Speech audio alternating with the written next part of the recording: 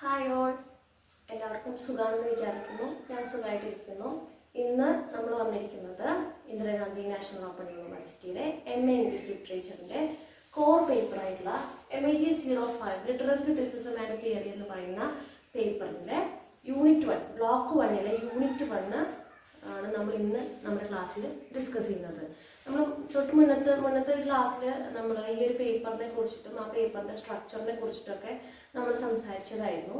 ഇനി നമ്മൾ നേരത്തെ പറഞ്ഞു ഇത് നമ്മുടെ കോർ പേപ്പറാണ്. ഇതിൽ നമുക്ക് 8 ബ്ലോക്കുകൾ പഠിക്കാനായിട്ടുണ്ട്. ക്ലാസ്സിസം തൊട്ടുള്ള എല്ലാ കാര്യങ്ങളെ കുറിച്ചിട്ടും ലിറ്റററി ക്രിറ്റിസിസവും തിയറിയുമായി ബന്ധപ്പെട്ടുള്ള എല്ലാ കാര്യങ്ങളെയും 8 ബ്ലോക്കുകളായിട്ട് തിരിച്ചിട്ടുണ്ട്. അതിൽ ഒന്നാമത്തെ ബ്ലോക്കാണ് ബ്ലോക്ക് 1 ആൻഡ് ഇൻട്രൊഡക്ഷൻ. അതിലത്തെ ഫസ്റ്റ് യൂണിറ്റ് ആണ് ഏത്?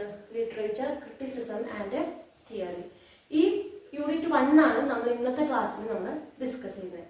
നോക്കിയേ, ഇതിനകത്ത് 3 വേർഡ്സ് ഉണ്ട് അല്ലേ? ഇപ്പൊ നോക്കിയാൽ ലിറ്റററി ക്രിറ്റിസിസം ആൻഡ് തിയറി എന്ന് പറയുന്നത് 3 വേർഡ്സ് ഉണ്ട് അതിനകത്ത്. അതായത് ലിറ്ററേച്ചർ ക്രിറ്റിസിസം ആൻഡ് തിയറി. ഈ 3 കാര്യങ്ങളെയും ആണ് നമ്മുടെ ഈ ഒരു യൂണിറ്റ് 1 ഡിസ്കസ് ചെയ്യുന്നത്.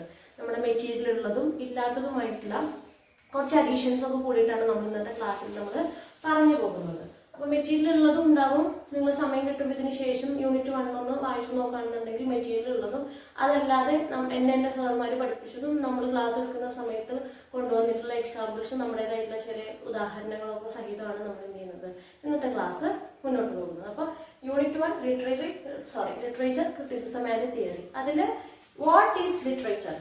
ഇതാണ് അതിലത്തെ ആദ്യത്തെ ക്വസ്റ്റ്യൻ. ഈ 3 കാര്യങ്ങളെയും മനസ്സിലാക്കിയതിന് ശേഷമാണ് നമ്മൾ ഇതിൻ്റെ ബാക്കി കാര്യങ്ങളിലേക്ക് കടക്കുക.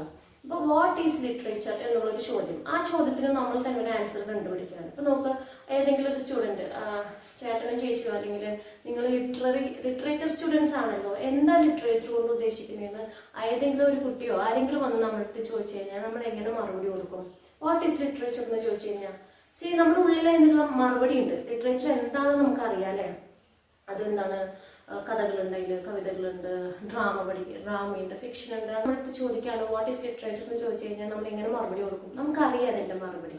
അതായത് അതിനകത്ത് ഇന്ന കാര്യങ്ങളൊക്കെ ഉണ്ട്. അതായത് ഫിക്ഷൻ ഉണ്ട്, ഡ്രാമയുണ്ട്, ഷോർട്ട് സ്റ്റോറി ഉണ്ട്, നോവലുണ്ട്, അങ്ങനെ കുറേയധികം കാര്യങ്ങളുടെ ഒക്കെ കൂടി പഠിക്കുന്ന ഒരു ബ്രാഞ്ചിനാണ് ലിറ്ററേച്ചർ എന്നൊക്കെ നമ്മൾ പറയാം അല്ലേ? നമുക്കറിയാം. പക്ഷെ പ്രോപ്പറായിട്ട് നമുക്ക് എങ്ങനെ ഒരു ഡെഫിനിഷൻ കൊടുക്കാൻ പറ്റും, അല്ലെങ്കിൽ എക്സാം ഓറിയന്റഡ് ആയിട്ട് നമുക്ക് എങ്ങനെ അതിന് 1-2 ഡെഫിനേഷൻസ് നോക്കാമെന്നുള്ളതൊക്കെ നമുക്ക് നോക്കാം. മനസ്സിലൊന്ന് ആലോചിക്കുക, വാട്ട് ഈസ് ലിറ്ററേച്ചർ എന്ന് ഞാൻ നിങ്ങളുടെ അടുത്തൊരു ചോദ്യം ചോദിച്ചു കഴിഞ്ഞാൽ നമ്മൾ എങ്ങനെ മറുപടി അറിയും? പൊതുവേ നമ്മൾ ക്ലാസ്സിൽ കാര്യം ചോദിക്കുമ്പോഴേ, ഓഫ്ലൈൻ ക്ലാസ്സുകളിൽ ചോദിക്കുമ്പോൾ വാട്ട് ഈസ് ലിറ്ററേച്ചർ എന്ന് ചോദിക്കുമ്പോൾ പൊതുവേ നമ്മുടെ ബിരുദന്മാരും ബിരുദത്തികളൊക്കെ എന്ത് പറയും? അത് സാഹിത്യം മിസ്സായി. സാഹിത്യം. അതായത് നമുക്ക് പൊതുവെ ഒരു ടെൻഡൻസി ഉണ്ട്, ഒരു ഇംഗ്ലീഷ് വേർഡ് കിട്ടിക്കഴിഞ്ഞ് കഴിഞ്ഞാൽ അതിനെന്ത് ചെയ്യും? നേരെ നമ്മൾ ട്രാൻസ്ലേറ്റ് ചെയ്യും. അപ്പോൾ എന്താ സാഹിത്യം ചോദിച്ചു കഴിഞ്ഞാൽ തിരിച്ചും പറയും ലിറ്ററേച്ചർ. ഇങ്ങനെ ഒരു അങ്ങോട്ട് വെച്ച് കളി നമ്മൾ ക്ലാസ്സുകളിൽ കാണാറുണ്ട്. ഇതിനുള്ള വാട്ട് ഈസ് ലിറ്ററേച്ചർ എന്ന ക്വസ്റ്റിനെ ഉള്ള മറുപടി നമ്മൾ സ്വയം കണ്ടെത്തുക. പ്ലസ് നമ്മൾ ഇന്ന് കുറച്ച് ഒതന്റിക് ആയിട്ടുള്ള കുറച്ച് ക്രിട്ടിക്കുകൾ പറഞ്ഞിട്ടുള്ള റൈറ്റേഴ്സ് പറഞ്ഞിട്ടുള്ള ലിറ്ററേച്ചറിന്റെ ഡെഫിനിഷൻസ് നോക്കിയിട്ട് നമുക്ക് നെക്സ്റ്റ് പാർട്ടിലേക്ക് കടക്കാം. നമുക്ക് ഫെമിലർ ആയിട്ടുള്ള ഒരു ഓഥറാണ് ആര്? M.H. Abraham. അദ്ദേഹത്തിന്റെ വളരെ ഇമ്പോർട്ടൻ്റ് ആയിട്ടുള്ള ഓൾമോസ്റ്റ് എല്ലാ ലിറ്ററേച്ചർ സ്റ്റുഡൻസിന്റെയും കയ്യിൽ ഉണ്ടാവേണ്ട ഒരു ബുക്കാണ് ഇത്, A hand book of literary terms എന്ന് പറഞ്ഞിട്ടുള്ള വർക്ക്. നമ്മൾ ഗ്ലോസറി എന്നൊക്കെ നമ്മൾ പറയും അതിന്. ആ ഒരു പുസ്തകത്തില് ലിറ്ററേച്ചറിനെ ഡിഫൈൻ ചെയ്തിട്ടുള്ളത് കുറച്ച് വലിയൊരു പാരഗ്രാഫായിട്ടാണ് അതിൽ ഡിസ്കസ് ചെയ്തിട്ടുള്ളത്. അതിൽ ഇതിന്റെ ഒരു എമർജൻസിനെ കുറിച്ചിട്ട് പറയുന്നുണ്ട്. The word literature is derived from the Latin word literature which means writing. സ്പെല്ലിംഗിൽ ചെറിയൊരു വ്യത്യാസമുണ്ട് കേട്ടോ.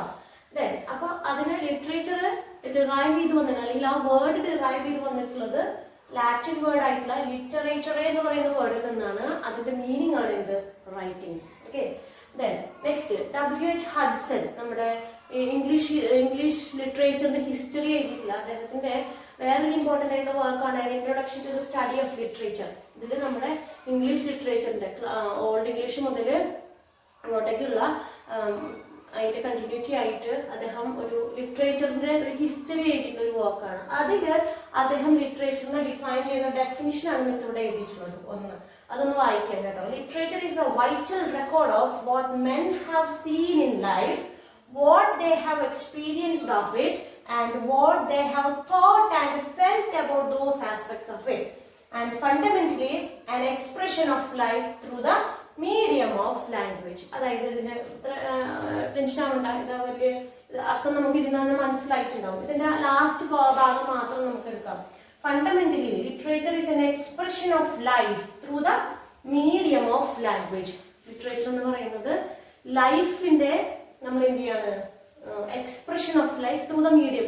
ഭാഷ എന്ന് പറയുന്ന ഒരു മീഡിയം വെച്ചിട്ട് അല്ലെങ്കിൽ ഒരു മീഡിയത്തിലൂടെ നമ്മൾ എന്തിനെ അവതരിപ്പിക്കുന്നു, എന്തിനെ എക്സ്പ്രസ് ചെയ്യുന്നു, ലൈഫിനെ എക്സ്പ്രസ് ചെയ്യുന്നു.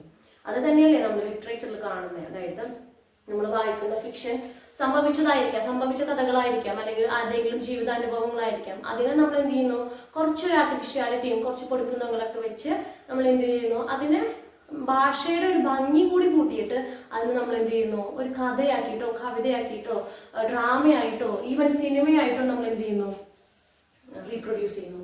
ഈ ഒരു പ്രോസസ്സാണ് എവിടെ നടക്കുന്നത്, ലിറ്ററേച്ചറിൽ. ഇനി ഇതൊന്നുകൂടി ഒന്ന് വായിച്ചു നോക്കിയേ. Literature is A vital record. It is A vital record of what men have seen in life.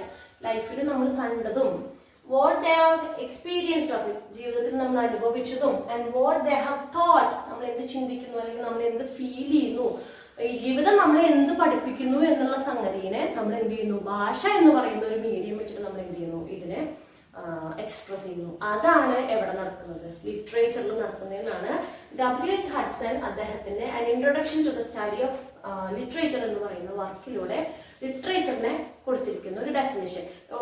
നമുക്ക് ഏറ്റവും എളുപ്പത്തിന് നമുക്കൊന്ന് മനസ്സിലാക്കി വെക്കാൻ അല്ലെങ്കിൽ ബൈഹാർട്ട് ചെയ്യണമെങ്കിൽ ഈ ലാസ്റ്റ് പോർഷൻ മാത്രം അതെങ്കിലും നമ്മൾ എന്ത് ചെയ്യണം, ഒന്ന് ബൈഹാർട്ട് ചെയ്ത് വെച്ചാൽ നന്നായിരിക്കും. Literature is an expression of life through the medium of language. ഇപ്പോൾ ഒരു ഉദാഹരണം പറയുകയാണെന്നുണ്ടെങ്കിൽ നമ്മളെല്ലാവരും കണ്ട സിനിമയാണ് ഏത്, ആടുജീവിതം, അല്ലെങ്കിൽ വായിച്ച നോവലാണ് ഏത്, ആടുജീവിതം. അതില് നജീബ് എന്ന് പറയുന്ന മനുഷ്യൻ അദ്ദേഹത്തിന്റെ സ്വന്തം ജീവിതത്തിൽ പച്ചയായ ജീവിതത്തിൽ അനുഭവിച്ച കാര്യങ്ങളിൽ നമ്മൾ എന്ത് ചെയ്തിരിക്കുകയാണ്, ഒരു നോവലിലൂടെ ഭാഷയുടെ ഒരു ഭംഗി വെച്ചിട്ടാണ് ആൾക്കാരിലേക്ക് ആ സാധനത്തിനെ എന്ത് ചെയ്തിട്ടുള്ളത്, എക്സ്പ്രസ് ചെയ്തിട്ടുള്ളത്. തന്നെയാണ് എല്ലാ നോവലുകളിലും എല്ലാ ഡ്രാമകളിലും ഈവൻ സിനിമകളിലും നടക്കുന്നത്. അതിന് കുറച്ചുകൂടി ഒരു ടെക്നിക്കാലിറ്റി ആയിട്ടുള്ള കുറച്ച് ഭാഷയുടെ ഭംഗിയും അല്ലെങ്കിൽ കുറച്ച് ടെക്നിക്കൽ കാര്യങ്ങൾ കൂടി ആഡ് ചെയ്യുമ്പോഴാണ് അത് സിനിമയായിട്ടും നോവലായിട്ടും ഡ്രാമയായിട്ടൊക്കെ എന്ത് ചെയ്യുന്നത്, മാറ്റം സംഭവിക്കുന്നത്. മനസ്സിലായി എന്ന് വിചാരിക്കുന്നു. അപ്പം W.H. ഹഡ്സന്റെ എക്സാമ്പിൾ ലിറ്ററേച്ചറിനെ ഡിഫൈൻ ചെയ്തിട്ടുള്ളതാണ് നമ്മളിപ്പോൾ കണ്ടത്. നെക്സ്റ്റ് പാർട്ടില് what is literature, what is criticism, what is theory, ഈ 3 ടോപ്പിക്കും പിന്നെ അതുപോലെ തന്നെ അത് തമ്മിലുള്ള ഡിഫറൻസും distinction between literary criticism and തിയറിക്ക് ശേഷം നമ്മൾ പിന്നീട് പോകുന്ന ടൈറ്റിൽ എന്ന് പറയുന്നത് background to the contemporary situation in theory എന്ന് പറയുന്ന ടൈറ്റിലാണ് നമ്മുടെ സ്റ്റഡി മെറ്റീരിയൽ ഉള്ളത്. അതായത് ഈ 1960s തിയറി എമർജ് ചെയ്യുന്നതിന് മുമ്പ്, അതായത് സയന്റിഫിക് തിയറീസ് എമർജ് ചെയ്യുന്നതിന് മുമ്പ് എന്തായിരുന്നു ലിറ്ററേച്ചറും അല്ലെങ്കിൽ ക്രിറ്റിസിസവും, അതിന്റെ റോൾ എന്തായിരുന്നു, അതായത് തിയറി എമർജ് ചെയ്യുന്നതിന് മുമ്പ് എന്തായിരുന്നു ക്രിറ്റിസിസത്തിൽ ഫോളോ ചെയ്തിരുന്ന തിയറി എന്നുള്ളതാണ് നമ്മൾ ഡിസ്കസ് ചെയ്യാൻ പോകുന്നത്. ആ ഒരു ടൈറ്റിലാണ് ഈ background to contemporary situation in theory എന്ന് പറയുന്നതിൽ നമ്മൾ ആ പാരഗ്രാഫ് വായിക്കുമ്പോഴത്തേക്കും അതിൽ നമ്മുടെ കണ്ണുടക്കുന്ന ഒരു ടേമാണ് ഏത്, ലിബറൽ ഹ്യൂമനിസം. എന്താണ് ലിബറൽ ഹ്യൂമനിസം എന്നുള്ളതാണ് നമ്മളിവിടെ എഴുതിയിരിക്കുന്നത്. It is a type of criticism that held sway എന്ന് വെച്ച് കഴിഞ്ഞാൽ അതിന്റെ അർത്ഥം ഇൻഫ്ലുവൻസ് ഉണ്ടായിരുന്ന അല്ലെങ്കിൽ വളരെ പവർഫുൾ ആയിരുന്ന എന്നുള്ളതാണ്.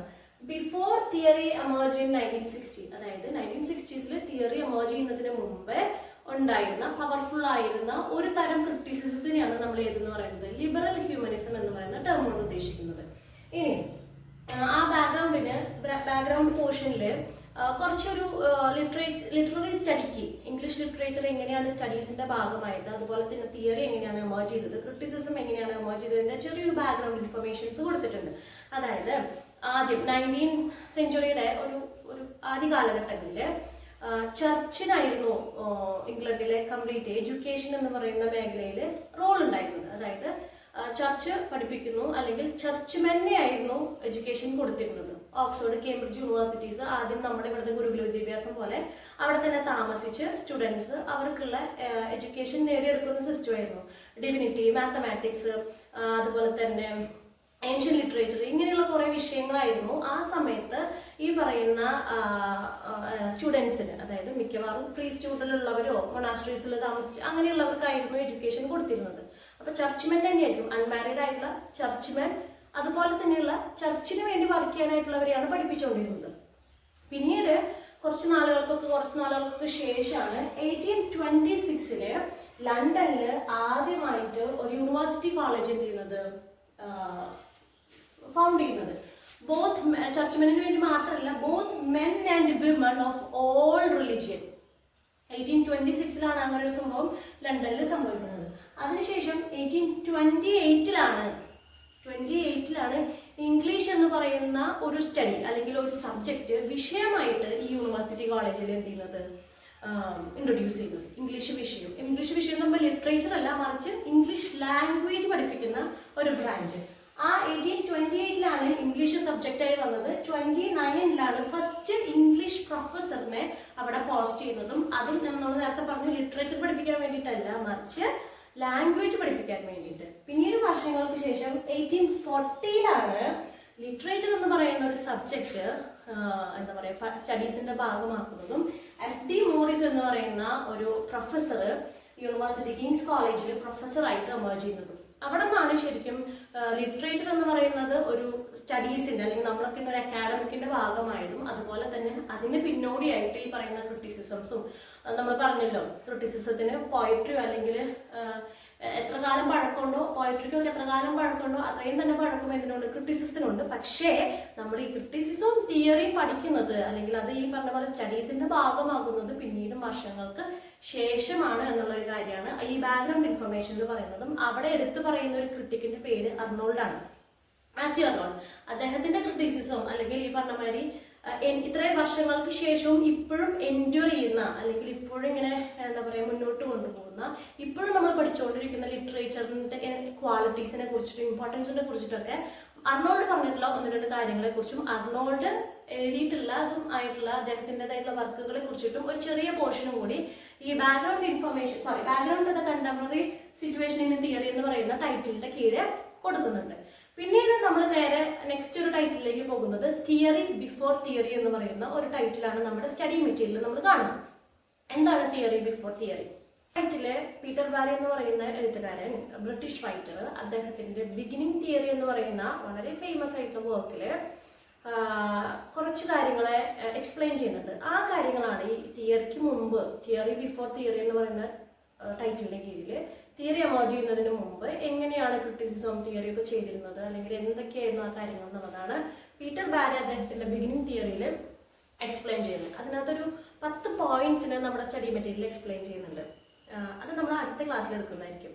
ഇത് കുറച്ച് ലെങ്തി ആയി പോകും അല്ലെങ്കിൽ നിങ്ങൾക്ക് ബോറടിക്കും. അത് കാരണം തിയറി ബിഫോർ തിയറിയുടെ ഡീറ്റെയിൽഡ് ക്ലാസ് നമ്മൾ നെക്സ്റ്റ് ക്ലാസ്സിൽ എടുക്കുന്നതായിരിക്കും. അതുവരയ്ക്കും God bless you. Study material ഒന്ന് വായിച്ചു നോക്കണം, മറിച്ച് നോക്കണം.